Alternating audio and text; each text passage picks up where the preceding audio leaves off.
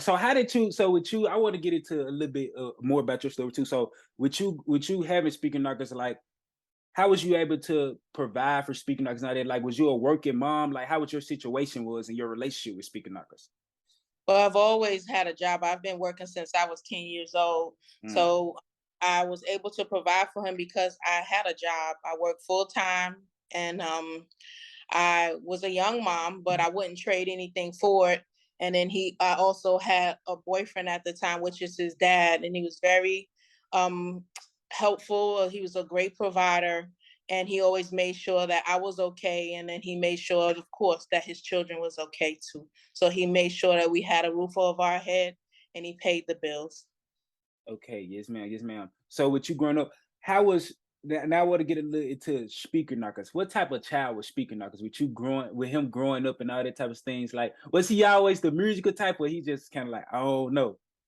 No, he liked music, but he never really like did the beat thing until it was about maybe 14. He started playing around with it. But Derek, he was a sweet and a sweet child, good child, but then he also had another side. He was very, very, very, very busy. So he just was very active. And I guess I mean, I was young myself, so I didn't Mhm. pay attention to his behavior and why he was doing those things that he was doing as far as being extra busy because he was bored. And though usually people who are geniuses, they do have a lot of problems with like keeping their attention on one thing, and they're just very, very busy because they're just trying to find a way or probably their An niche at the outlet. yeah, some way to take it out. So they just do different things until they find, what it is that they're supposed to be doing. Yeah, yes, ma'am, yes, ma'am. So you would say that he was always kind of active and busy. He was always doing this, that, and that. He was always had his feet into something. Oh my God. Like if I had to have like if I would have known, like if I would have had to have more children, I probably wouldn't have unless I like had Christian first.